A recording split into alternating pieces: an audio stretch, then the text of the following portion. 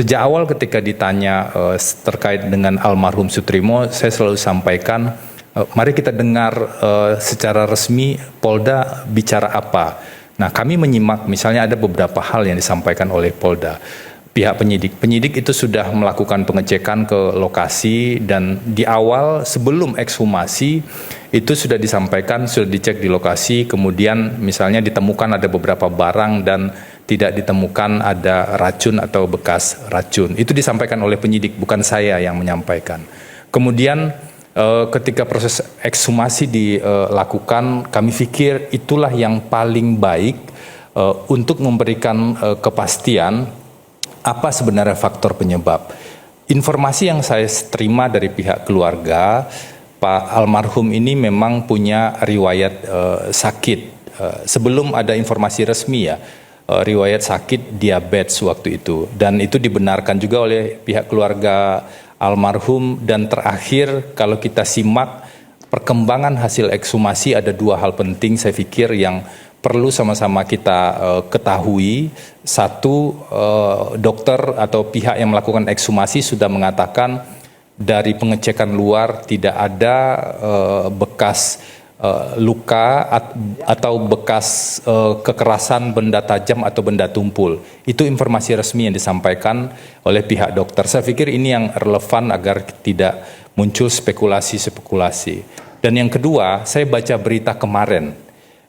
Hari Selasa ya, Selasa atau Rabu saya baca berita, ada pernyataan resmi dari proses ekshumasi ketika dokter melakukan pengecekan riwayat penyakit, dan itu secara terbuka disampaikan ada riwayat penyakit almarhum itu diabetes dan jantung.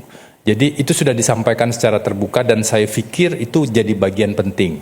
Meskipun kita juga tidak bisa pungkiri hasil ekshumasi terkait dengan penyebab meninggalnya itu katanya masih harus menunggu sekitar 2 minggu lagi. Kita semua menunggu, pihak keluarga juga tentu saja menunggu, baik keluarga almarhum ataupun keluarga Pak FA.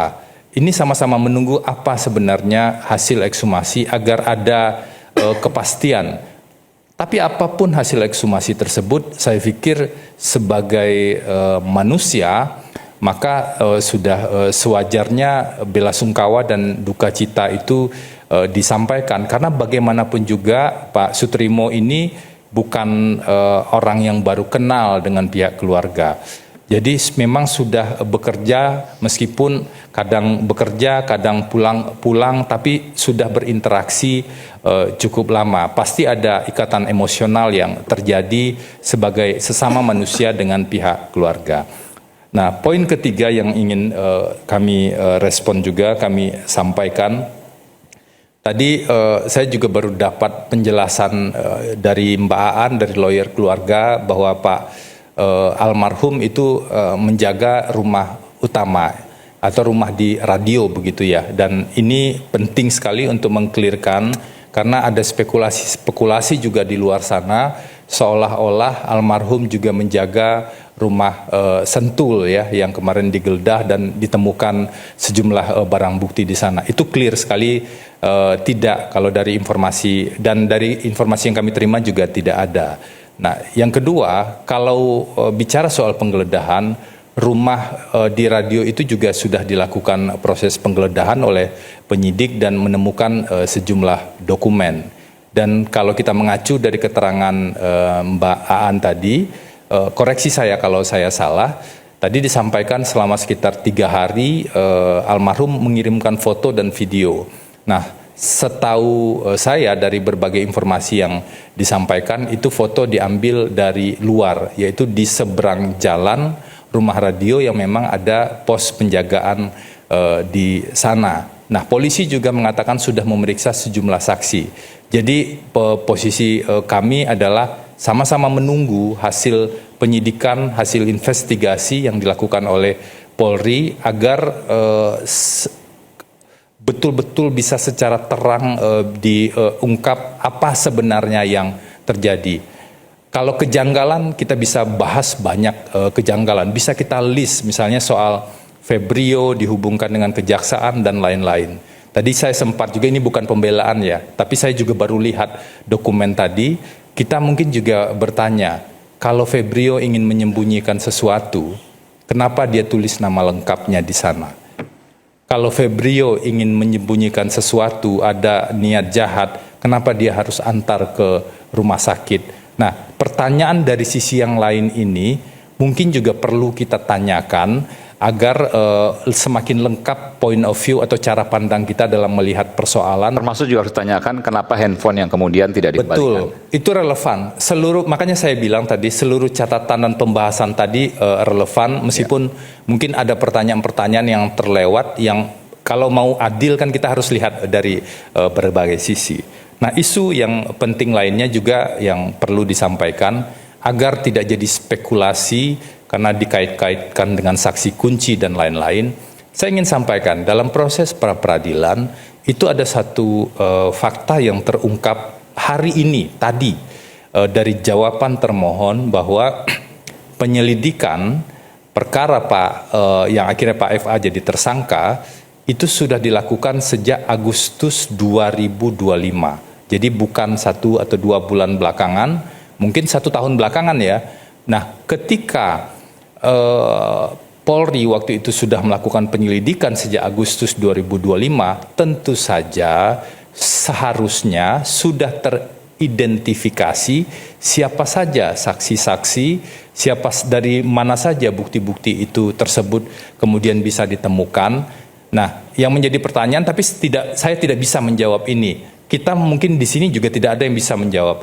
Yang bisa menjawab ini adalah pihak Polri dan pihak Kejaksaan. Apakah nama Sutrimo pernah masuk dalam list rencana saksi? Yudi ini mantan penyidik, dia pasti punya pengalaman.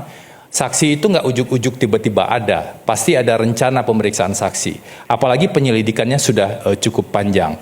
Nah, untuk bisa mengklirkan ini memang tidak bisa dengan cara berpikir yang asumtif dan spekulatif. Mohon maaf saya menggunakan bahasa itu. Tapi betul-betul melihat ini kan sudah setahun nih prosesnya. Mestinya sudah ada identifikasi itu.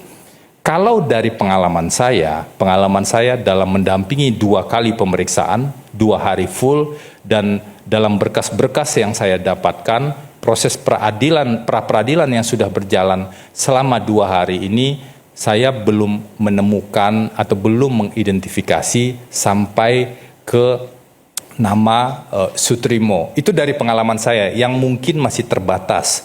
Nah, tentu saja kami sekali lagi mengajak untuk betul-betul bisa menunggu informasi yang resmi. Bukan hanya kita di sini, keluarga di Banyumas itu pasti menunggu informasi. Pak FA dan keluarga juga menunggu informasi agar ini betul-betul kita taruh di ruang perdebatan, di ruang pembuktian secara hukum. Karena itulah, ini mohon maaf sekali lagi Prof, kalau kita bicara, saya memahami dan menghormati sekali pengalaman Prof sebagai hakim, tetapi tidakkah kita melompati satu fakta atau satu fase yang sangat penting, kita bicara siapa calon tersangka, tapi kita belum bisa menjawab, ini kematiannya karena apa? Ekshumasi masih 2 minggu lagi.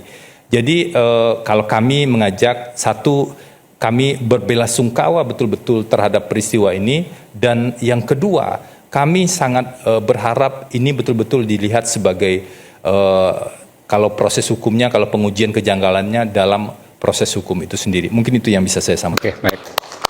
Silakan, Bung. Izin, Mas Aiman. Saya ingin bertanya tadi masalah yang Febrio Adiano, kenapa dia sampai menuliskan lengkap itu? Ya kan? Oke. Nah, kalau niat jahat kenapa ditulis lengkap kan kurang lebih gitu ya? Lengkap ya kan tadi. Nah, kalau beliau emang niat baik, kenapa tidak visum pada waktu itu atau otopsi? Nah itu, tolong dijawab. Saya tadi bertanya, mencoba melihat sisi lain. Nah, kalau Bapak bertanya, boleh saja bertanya. Tapi saya tidak bisa menjawab itu. Tadi kan ini ada satu persoalan. Gini Mas, saya jelasin ya.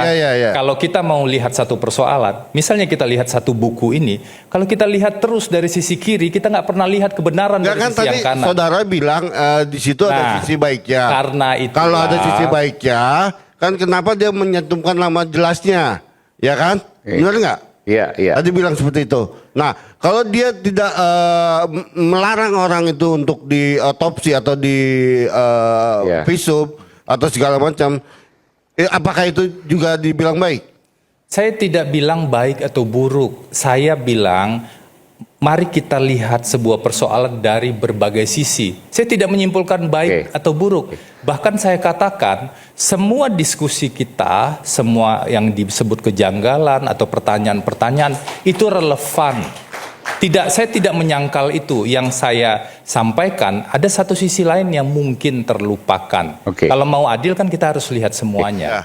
Berarti di sini yang tadi Mas sampaikan itu masalah Mas Febrio itu Adiono baik atau enggaknya, apakah dia termasuk baik atau tidak? Saya tidak menyimpulkan. Tapi memang ada beberapa pertanyaan tadi. Ya, diantaranya adalah kenapa tidak melakukan visum, otopsi, kenapa handphonenya tidak dikembalikan dan seterusnya. Kenapa kemudian nomor telepon yang 081199 tadi ternyata ya dugaannya melalui get contact bukan telepon Febrio Adiono seperti yang tertera pada kertas. Ada banyak sekali kejanggalan, ada banyak sekali pertanyaan yang harus terus dikawal.